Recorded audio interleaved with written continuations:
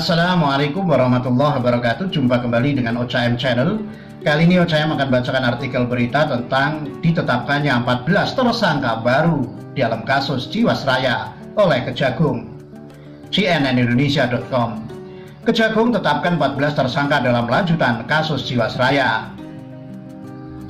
Kejaksaan Agung menetapkan 13 korporasi dan 1 orang pejabat otoritas jasa keuangan atau OJK sebagai tersangka untuk kasus dugaan korupsi dalam pengelolaan keuangan dan investasi PT Asuransi Jiwasraya.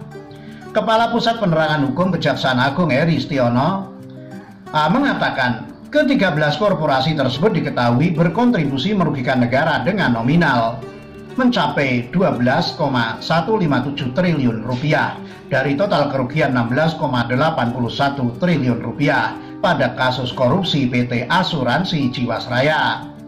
Menetapkan tersangka baru yakni 13 korporasi dan dugaan tindak pidana korupsi penyalahgunaan keuangan di PT Asuransi Jiwasraya, kata Hari dalam keterangan tertulis Kamis 25 Juni. Hari menjelaskan kerugian dari 13 korporasi itu merupakan bagian dari perhitungan kerugian keuangan negara sesuai perhitungan BPK, yakni sebesar 16,81 triliun rupiah. Selain dijerat dengan dugaan tindak pidana korupsi, ke-13 korporasi juga terjerat pasal tindak pidana pencucian uang atau TPPU. Lebih lanjut, Hari memaparkan bahwa saat ini penyidik menetapkan korporasi terlebih dahulu untuk kemudian mengurai dan mengembangkan jika ada peran aktif dari pengelola korporasi terkait. Sehingga perbuatan itu melekat pada orang yang berperan aktif. Nanti itu di pengembangan penyidikan ujarnya.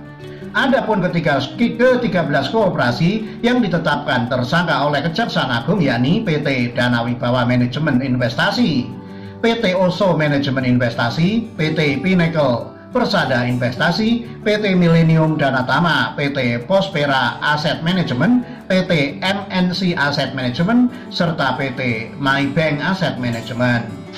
Kemudian juga PT GAP Capital, PT Jasa Capital Asset Management, PT Corvina Capital, PT Servan Investama, PT Sinarmas Asset Management, dan PT Pool Advista Management. Sementara pejabat OJK yang ditetapkan sebagai tersangka adalah Fakri Hilmi atau FH selaku Kepala Departemen Pengawasan Pasar Modal 2A periode Februari 2014 sampai Februari 2017 yang kemudian diangkat sebagai Deputi Komisioner Pengawasan Pasar Modal 2 OJK periode Februari 2017 sampai sekarang. FH dijerat dengan pasal 2 ayat 1 subsidiar pasal 3 Undang-Undang Nomor 31 Tahun 1999 Jo Undang-Undang Nomor 20 Tahun 2001 tentang pemberantasan tindak pidana korupsi Jo pasal 56 KUHP. Jika lalu ditemukan bukti yang cukup, FH dapat dikenai sangkaan pasal tindak pidana pencucian uang atau TPPU. Hari menyatakan penyidik juga melakukan pemeriksaan terhadap 2 orang saksi yakni Helda Gunawan dan Iwan Ho.